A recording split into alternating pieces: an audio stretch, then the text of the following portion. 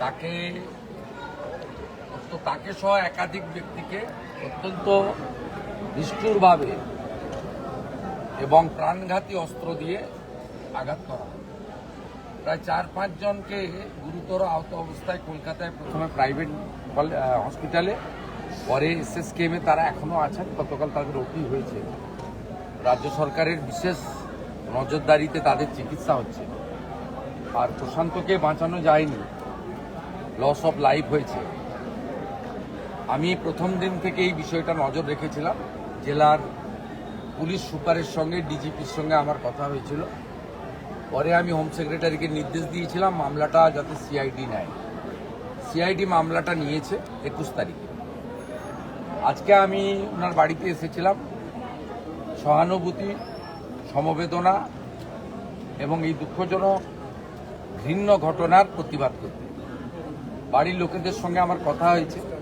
হাজার হাজার গ্রামবাসীরা প্রশান্ত দে একটি পরোপকারী, এলাকার মানুষের ভালো মন্দ যুক্ত ছিলেন, সব কথা বলেছেন। আমি এখানে সিআইডি এবং আমাদের এই জোনের যিনি আইজি আছেন তিনি ছিলেন, এবং ডিআইজি, এসপি, জেলা শাসক সবাই ছিলেন। আমাদের হাওড়া জেলার 3 MLA আমার সঙ্গে ছিলেন, যারা আমাদের পার্টির MLA, বিজেপির MLA, আমার কলিগ, তারা ছিলেন। আমি পুরো বিষয়টা রিভিউ করেছি। আমাকে পুলিশ সিআইডি অ্যাডমিনিস্ট্রেশন, পুলিশ অ্যাডমিনিস্ট্রেশনের পক্ষ থেকে বলা হয়েছে মোট 51 জনের নামে এফআইআর হয়েছে, 10 জন এখন অব্দি অ্যারেস্ট হয়েছে। আমি তাদেরকে নির্দেশ দিয়েছি বাকি 41 জন যেখানেই থাকুক, পাতালের ভিতরে থাকলেও খুঁড়ে বের করে অ্যারেস্ট করতে হবে। দ্বিতীয়ত হচ্ছে জেলা শাসক মহোদয়কে ধন্যবাদ জানাই। প্রথমেই তিনি 4 লক্ষ টাকা ডিজাস্টার যে ফান্ড আছে জেলার, সেখান থেকে পরিবারকে দিয়েছিলেন। আবারও বলি, অর্থ দিয়ে মৃত্যুর ক্ষতিপূরণ হয় না। পরিবারের পাশে দাঁড়ানো কর্তব্য, যে কোনো সরকারের কর্তব্য। আজকে আমি সিএম রিলিফ ফান্ড থেকে আরও 5 লাখ টাকা দিলাম, এবং ওনার যে মেয়ে রয়েছে, বড় মেয়ে 22 বছর বয়স, তাকে আমরা একটি জব দিলাম আমাদের বিডিও অফিসে নিয়ম মেনে। কারণ সরকারি চাকরি, স্থায়ী চাকরি পরীক্ষা দিয়ে হয়। এখানে একটি কন্ট্রাকচুয়াল জব তার বাড়ির কাছে বিডিও অফিসে দেওয়া হয়েছে।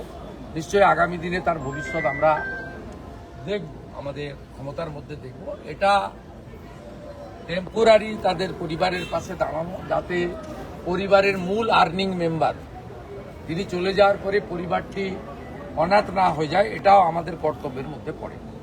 ওর বৃদ্ধ বাবা মাকে যাতে ওল্ড এজ পেনশন এবং অন্যান্য যে ওয়েলফেয়ার মেজার্স আছে, জেলা শাসক মহোদয়কে আমি বলেছি, তিনি এটা করে দেখবেন।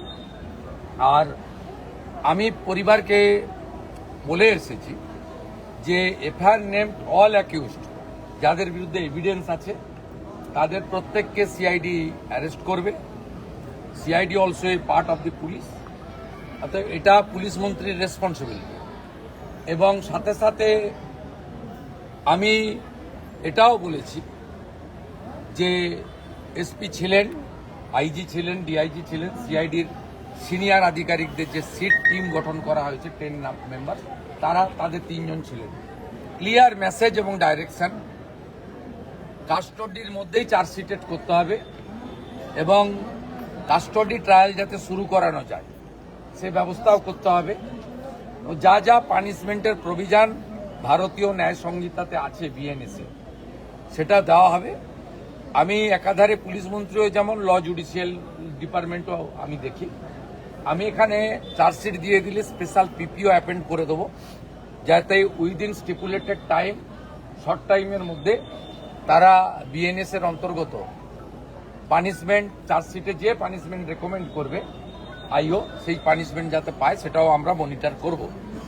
এর আগে এই ধরনের অনেক ঘটনাতে বিচার পাইনি বলে আজকে এই আস্ফালন হয়েছে। 2021 সালে পোস্টপোল ভায়োলেন্সে এই এলাকায় প্রচুর এই ধরনের ভুরি ভুরি অভিযোগ আছে। বাইনানে তো একজন মূকবধির মহিলাকে রেপও করা হয়েছে, যে মামলা সিবিআই নিয়েছে। এগুলোতে পানিশমেন্ট হয়নি বলে প্রকাশ্যে বুক ফুলিয়ে গুন্ডারা, খুনিরা, অত্যাচারীরা ঘুরে বেড়াচ্ছে বলে এদের সাহস বেড়েছে। আপনার চ্যানেলের মাধ্যমে বলি, একবার আসুন কেশরী ধাবাতে দেখে নিন। আমার নাম রঞ্জন কেশরী।